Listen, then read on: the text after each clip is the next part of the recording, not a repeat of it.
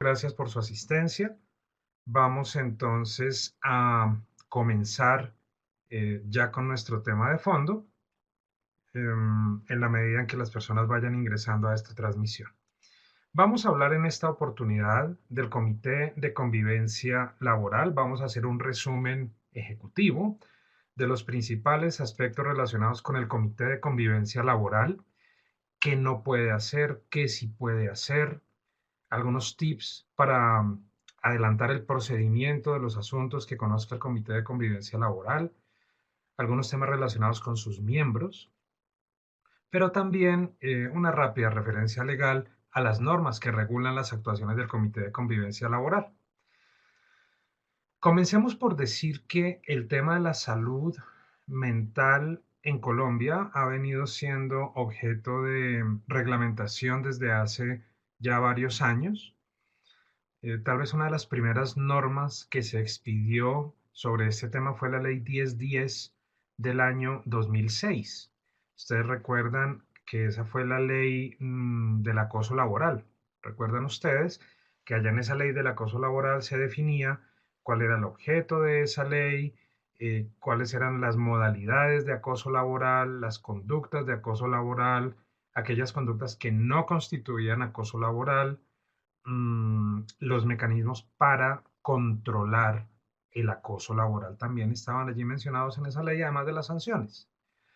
En lo que tiene que ver con los mecanismos para controlar el acoso laboral, para prevenir el acoso laboral, esa ley en su momento estableció que todas las empresas debían conformar un comité de convivencia laboral, que es justamente el tema del cual vamos a conversar a partir de este momento. Ese tema del Comité de Convivencia Laboral se mencionó entonces por primera vez en esa Ley 1010 del año 2006. A pesar de que el tema quedó quieto, el tema relacionado con el Comité de Convivencia, básicamente hasta el año 2012, en ese intermedio de tiempo, entre el 2006 y el 2012, se expidieron otras normas para cuidar la salud mental de los trabajadores en Colombia. Estuvo, por ejemplo, la resolución 2646 del año 2008, que ustedes recuerdan, obligaba a los empleadores a practicar unas encuestas para controlar el riesgo psicosocial entre sus trabajadores. Y entonces esas encuestas buscaban evaluar si eventualmente las personas podrían estarse estresando por factores intralaborales o extralaborales o por factores propios del individuo. En lo que tiene que ver con los factores intralaborales, estaba el acoso laboral como un factor que podía estar estresando a los trabajadores. Fíjense entonces, arrancamos en el 2006 con la ley de acoso laboral, luego viene la resolución 20, allí en la ley 1010 del año 2006 se obliga a las empresas a conformar mecanismos de prevención del acoso y allí se menciona la creación del Comité de Convivencia Laboral. Luego viene la resolución 2646 del año 2008, que, digamos, obliga a las empresas a practicar encuestas para prevenir el riesgo psicosocial entre sus trabajadores y entre las preguntas que hay que hacer, hay varias orientadas a tratar de establecer si hay acoso laboral dentro de las empresas, más todas las otras normas que, repito, se expidieron del 2012 en adelante para regular específicamente la actuación del Comité de Convivencia Laboral. Eh, el tema entonces del control, del cuidado de la salud mental no es un tema nuevo. Lo que sí es nuevo es, digamos, el entorno, el contexto en el cual se deben aplicar esas normas que tienen ya 14 años de haberse expedido. Es que, claro, cuidar la salud mental, prevenir conductas que pudieran ser constitutivas de acoso, en un contexto en el que esas conductas se daban presencialmente entre los trabajadores en el lugar de trabajo era una cosa, y hacerlo hoy, cuando gran parte del trabajo se está haciendo en muchas empresas de manera remota, eso es otra cosa.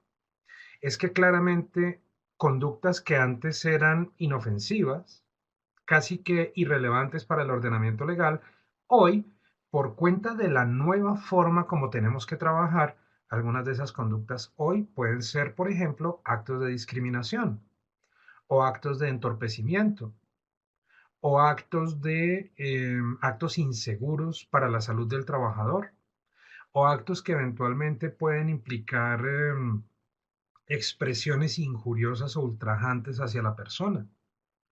Algunas conductas que en el pasado eran inofensivas, hoy pueden llegar a entenderse, por ejemplo, como presiones indebidas hacia el trabajador. Pueden llegar a entenderse como actos que atenten contra la dignidad del trabajador. Y estos actos, entre otros, pueden llegar a entenderse con el tiempo, dependiendo de su gravedad, pueden llegar a entenderse inclusive como acoso laboral. Pues bueno, el comité de convivencia laboral tiene que tener todo ese panorama muy claro de cuáles son esas conductas que pueden ser acoso laboral, cuáles no, para intervenir sobre esas conductas que pueden llegar a ser acoso, pero desde el punto de vista de la convivencia laboral. Y aquí es importante entonces hacer la siguiente reflexión. Tanto empleadores como trabajadores deben entender que una misma conducta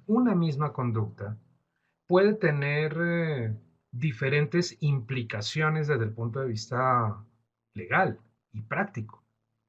Por ejemplo, vamos a suponer que en la empresa, vamos a suponer que hay un jefe o un compañero de trabajo que es, digamos, medio coquetón, ¿no?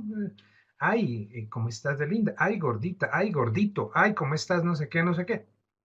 Muy expresivo en su forma de comunicación, coquetón y tal. Una conducta como esas, en primera medida, puede llegar a ser un tema que afecte la convivencia, porque no todo el mundo eventualmente se siente cómodo con un compañero de trabajo que tenga ese estilo de comunicación hacia los demás. Esa conducta entonces puede llegar a afectar la convivencia. Pero esa conducta, cuando sube de nivel, puede llegar a convertirse, por ejemplo, en acoso laboral.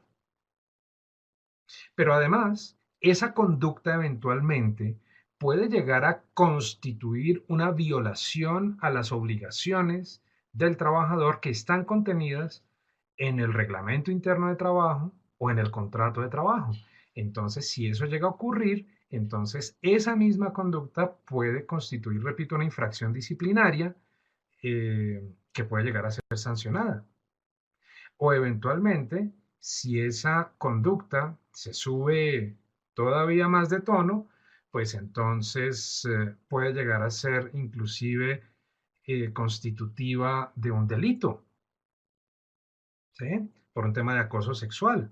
Fíjense entonces, una sola conducta, una sola, puede afectar la convivencia, puede llegar a ser constitutiva de acoso, esa misma conducta, puede llegar a constituir una infracción disciplinaria, o puede inclusive llegar a constituir un delito. Una misma conducta, cuatro posibles implicaciones. ¿Ok? El Comité de Convivencia Laboral tiene como función actuar en esa primera instancia preventiva, en esa primera instancia donde lo único que se está afectando es la convivencia entre compañeros de trabajo o la convivencia entre jefe y subalterno o entre subalterno y jefe.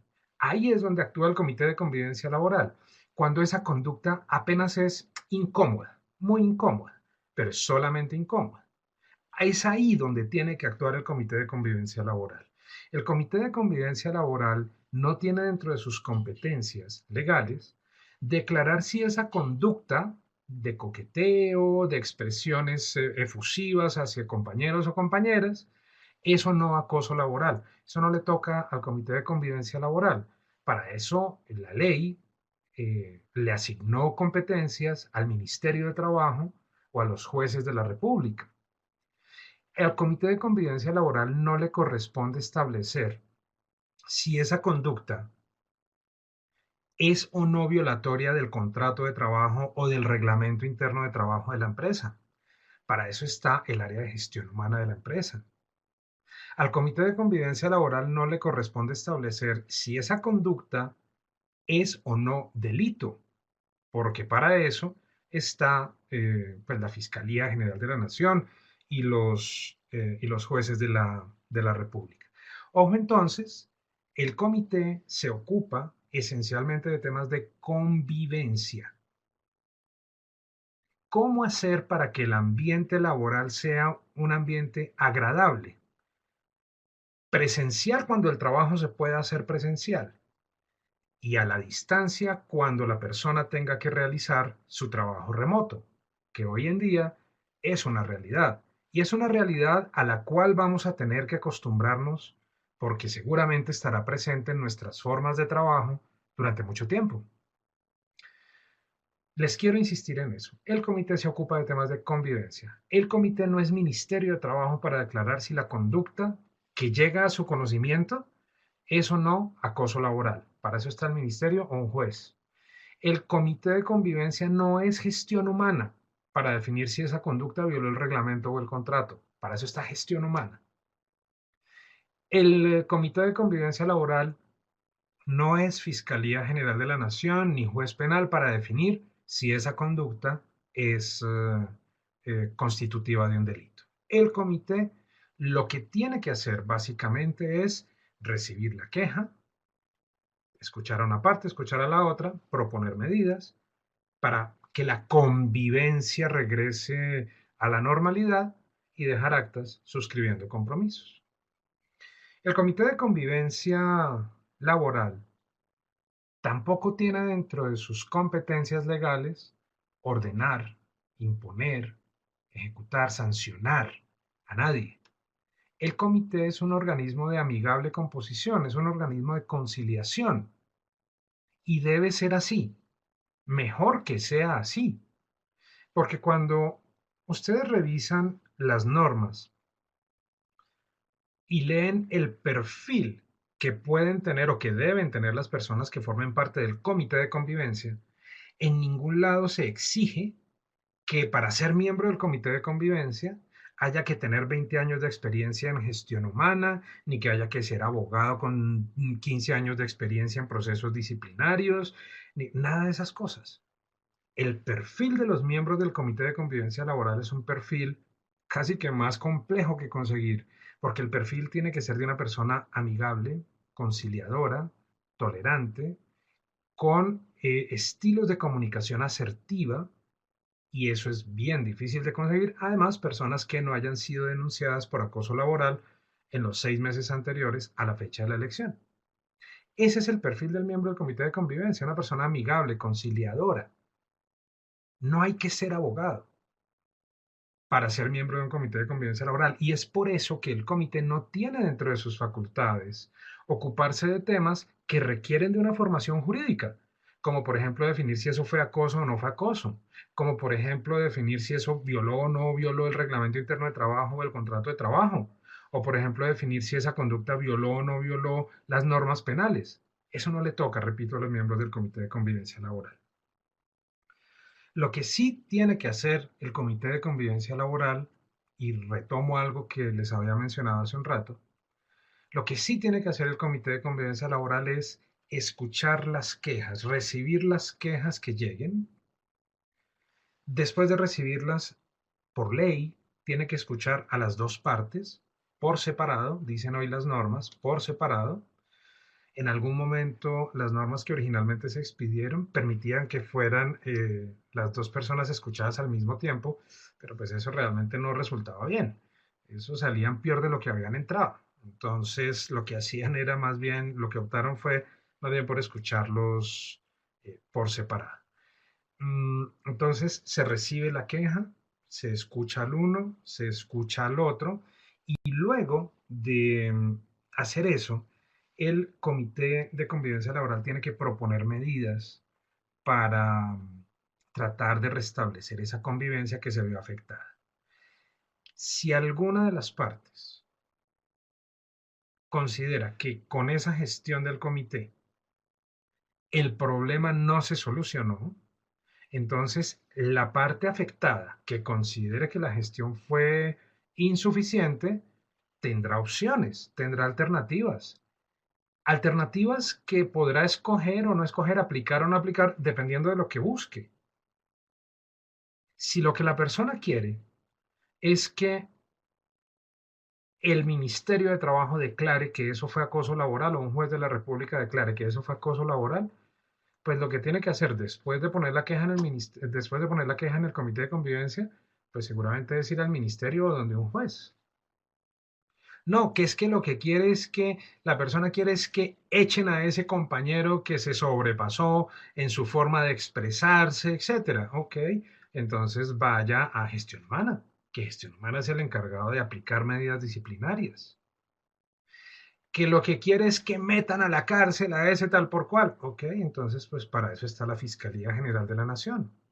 Pero el comité, repito, lo único que hace es, lo único entre comillas, porque es una tarea tremendamente importante, es escuchar al uno, que el otro se sienta escuchado, que sienta que su problema realmente tiene un receptor, un interlocutor, alguien que se va a ocupar por lo menos del tema de convivencia. Luego escuchar al otro, al supuesto generador de la afectación de la convivencia, porque es que también hay que respetar el derecho a la defensa. No se le puede creer la versión solamente al uno ni solamente al otro. Hay que escucharlos a los dos. Y miren, cuando el comité de convivencia realice esa función sin tomar partido, porque el comité de convivencia no es juez, el comité realmente no es investigador para saber quién está diciendo la verdad y quién no, pues lo que debe hacer es proponer medidas para que las partes vuelvan a ser amigas y dejar un acta en ese sentido y periódicamente pasarle a la alta dirección de la empresa un informe guardando la confidencialidad.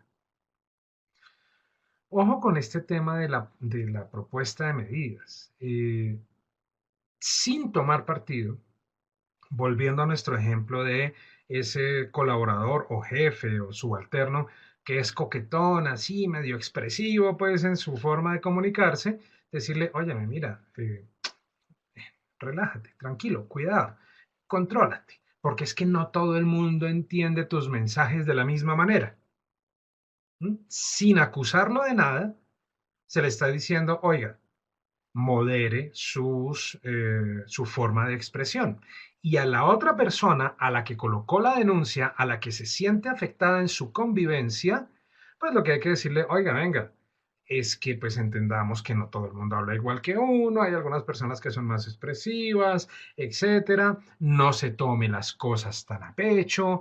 El hecho de que le digan que usted está muy linda, pues sí, seguramente es así, pero pues tampoco se lo tome tan a pecho. O que usted está muy simpático, pues puede que sí, pero no se lo tome tan a pecho. Hay que colocar las cosas en la justa medida, ¿sí? No hay que ser ni excesivamente optimista frente a un comentario, pero tampoco excesivamente pesimista e interpretarlo todo por el lado que no es. Es ahí donde el papel del Comité de Convivencia Laboral se vuelve tan importante. Es un tema conciliador, es un tema que la persona que se sienta afectada sienta que su problema fue escuchado y que el que eventualmente está generando la conducta que afecta a la convivencia sienta que se le hizo una observación sin acusarlo de nada. Como comité no somos jueces, no somos investigadores, no somos ministerio. No tenemos competencia para declarar la existencia de acoso. No tenemos competencia para sancionar disciplinariamente a nadie ni terminar contratos de trabajo.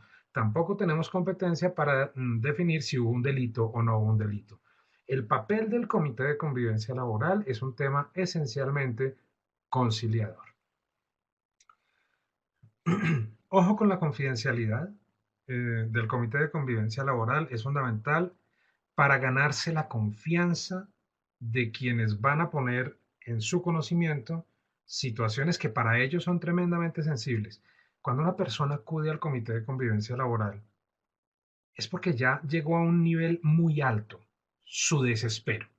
Normalmente estos temas no se ventilan, los que se llevan al comité.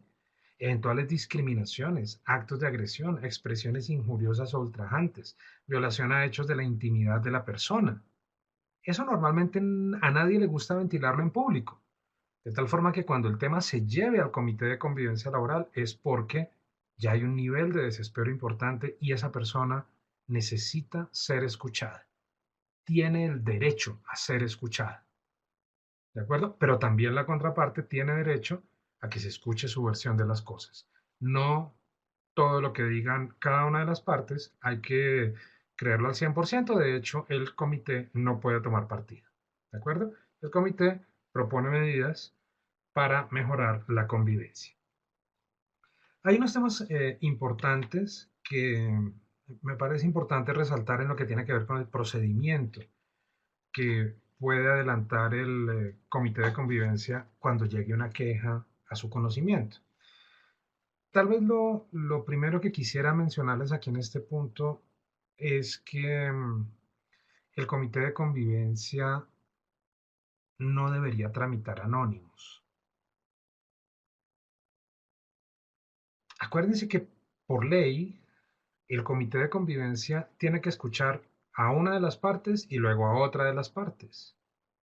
Escuchar la versión de quien siente afectada la convivencia y escuchar la versión de a quien se le acusa de estar violando la convivencia.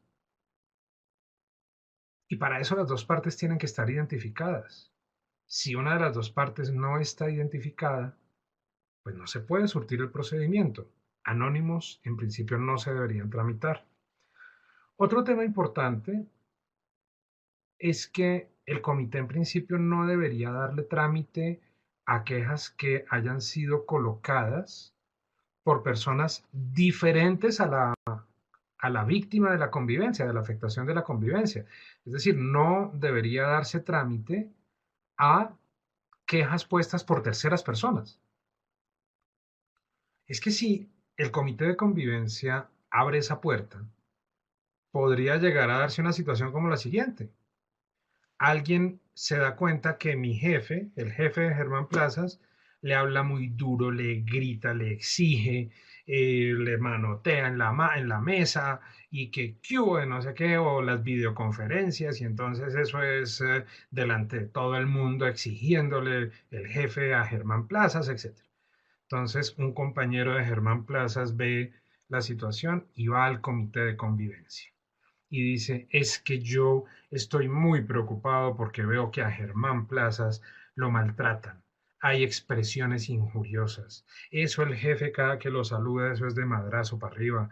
Eso lo descalifica en público. Eso en cada videoconferencia le pregunta que dónde le salió ese título, que si fue que se lo ganó entre un tamal o que qué pasó, que cómo hace, que no que si es que la mujer ahora sí lo está dejando trabajar, que si no lo está dejando trabajar, que se cuide porque, mejor dicho, ahora sí lo tiene entre ojos y le va a terminar el contrato sin justa causa y o con justa causa y que afuera hay 200 personas más haciendo fila para conseguir ese mismo trabajo por menos plata de la que se está ganando. Entonces el compañero va y pone la queja en el comité de convivencia y dice, mire todo lo que el jefe le dice a Germán Plazas.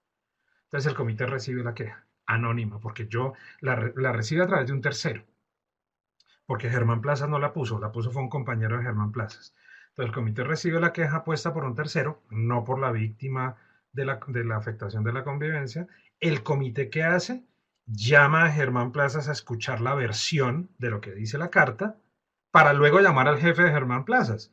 Y entonces resulta que el comité, después de desgastarse y de analizar y de mirar y mejor dicho, decir que esto no podía ser y que terrible ese jefe y tal, que cómo maltrata a ese pobre ser humano, Germán Plazas, cuando le piden su versión, le dice al comité, ¿qué? ¿Que a mí me tratan mal? No, no, no, para nada. Es que a mí me gusta que me traten duro. Puede pasar, puede pasar. Entonces, la queja tiene que ser puesta directamente por el afectado, no por terceras personas. En alguna oportunidad en nuestra firma conocimos el caso de una queja de acoso que le llegó a un comité de convivencia, una queja de convivencia que le llegó al comité de convivencia mm, y la firmaba el hijo de una trabajadora de la empresa. Y el hijo lo que argumentaba en la queja era que había escuchado a su mamá hablar con una compañera de trabajo sobre la calidad de jefe que tenía y que entonces el hijo consideraba que eso tenía que ser puesto en conocimiento del comité de convivencia de la empresa donde trabajaba su mamá. Y la firmó el hijo. No, eso no se puede tramitar. La queja ni debe ser anónima, ni tampoco puede ser puesta a través de terceros. ¿Sí? Ese segundo tema me parece importante en temas de procedimiento.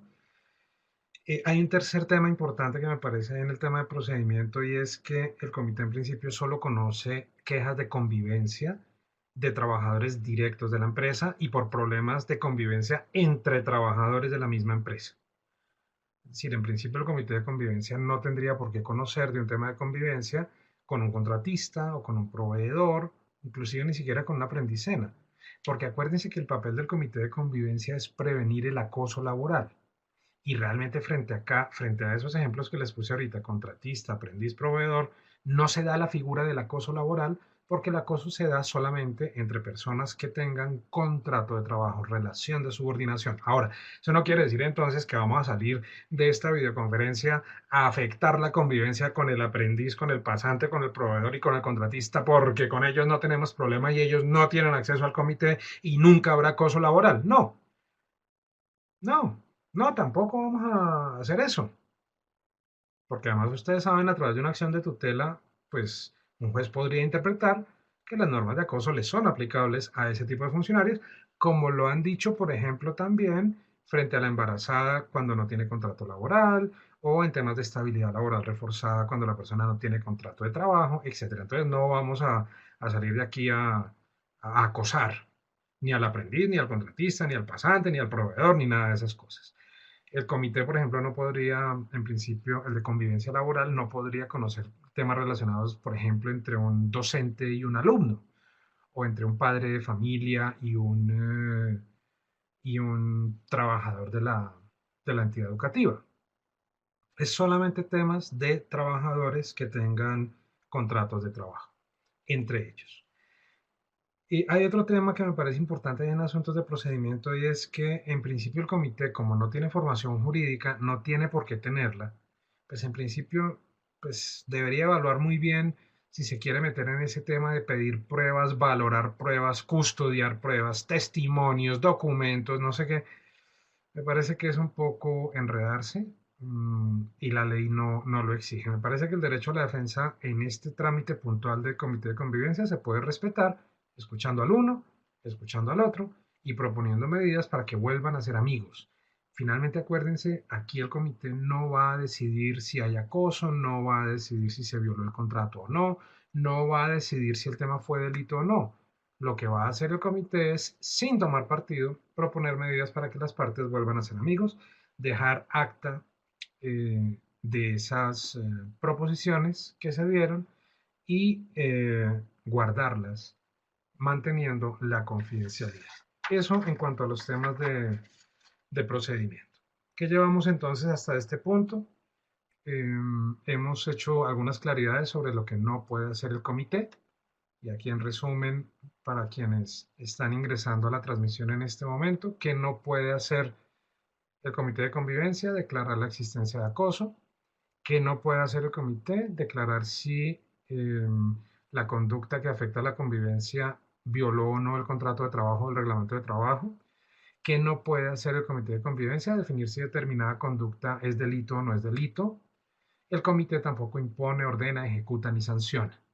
El comité lo que sí puede hacer es proponer medidas, escuchar al uno, al que se siente afectado en la convivencia, escuchar al supuesto generador de la afectación de la convivencia y luego de escucharlos a los dos, proponer medidas para que las partes vuelvan a ser amigos y la convivencia laboral retorne a su normalidad. Eso es lo que sí puede hacer el comité de convivencia laboral. El comité además, por supuesto, tiene que proponer medidas para la alta dirección. ¿Cómo hace eso el comité? Pues recibe la versión del uno, recibe la versión del otro, eh, propone las medidas, evitando en principio conocer de anónimos, evitando en principio atender o tramitar quejas puestas por terceros. Las quejas deben venir firmadas directamente por el afectado. En principio el comité pues no debería enredarse pidiendo pruebas, valorando pruebas, custodiando pruebas y dejar todo muy bien documentado con la confidencialidad debida. Las actas son confidenciales. Lo que se habla en el comité es confidencial. Lo que se habla en el comité solamente puede salir con destino para autoridades que tengan competencia para pedir la información. Ministerio de Trabajo, juntas de calificación, administradoras de riesgos laborales, EPS para temas de historia clínica del trabajador. Ellos sí tienen competencia para conocer los asuntos del comité, pero no, por ejemplo, el área de gestión humana de la empresa. El área de gestión humana no le puede pedir al comité de convivencia laboral que le deje ver eh, el caso de Pedro Pérez para ver qué fue lo que pasó, para poder sancionar al jefe de Pedro Pérez, ¿no? El acta del comité es confidencial. ¿Sí? Y es por eso que ahí, cuando hablamos de los miembros del comité de convivencia laboral, es importante evaluar qué tan conveniente es que dentro del comité eh, formen parte personas del área de gestión humana de la empresa que tienen dentro de sus funciones de gestión humana realizar procesos disciplinarios. ¿Por qué les digo que hay que evaluar la conveniencia? Porque finalmente lo que esa persona de gestión humana conozca de determinado caso dentro del comité de convivencia, en principio, no podría utilizarlo como funcionario de gestión humana para sancionar a ese trabajador, porque se estaría violando la confidencialidad y la persona estaría actuando ahí como juez y parte. Entonces hay que tener cuidado ahí. No es que sea ilegal que haya personas de gestión humana dentro del comité, ni más faltaba, sí se puede, pero pues, repito, la confidencialidad lleva a que lo que se conozca ahí no puede ser analizado o compartido en instancias ajenas al comité de convivencia. Eso entonces, en cuanto a los miembros del comité, acuérdense que el empleador nombra a sus representantes, los trabajadores eligen los suyos, y si eventualmente los trabajadores no eligen a sus representantes, el comité puede funcionar solamente con los miembros elegidos por el comité. Me parecería pues un error que las partes no nombraran a sus representantes porque la ley da esa oportunidad. Recomendación que tiene que ver con temas de procedimiento y miembros. En mi opinión, el comité debería funcionar solamente con los miembros principales y solo cuando un principal no esté, el suplente entra a sustituirlo. Porque esto es un comité que debe ser paritario, debe tener el mismo número de representantes del empleador y del trabajador. Y si asisten principales y suplentes, siempre habrá el riesgo de que el representante de una de las partes no asista, no pueda asistir. Entonces puede haber un desbalance en la toma de ciertas recomendaciones o la emisión de ciertas recomendaciones. Entonces, en mi opinión, deberían asistir solamente los principales y en ausencia del principal, el suplente. Y finalmente tengan presente que son tres las normas que reglamentan el tema del Comité de Convivencia Laboral, su funcionamiento. Por una parte está la Ley 1010, que ya la mencionábamos, del año 2006, la Ley de Acoso Laboral, es la fuente de su creación. Por otra parte está la Resolución 652 del año 2012, que fue la primera norma que ya le dio forma a los comités de convivencia, cómo se crean, cómo se eligen, qué periodos, cada cuánto se reúnen, funciones, actas, etcétera. Y posteriormente esa norma fue modificada por la resolución 1356, también del año 2012. Esas tres son las principales que se ocupan del tema del Comité de Convivencia Laboral. A todos, un feliz resto de jornada y gracias por su asistencia. Hasta una próxima oportunidad.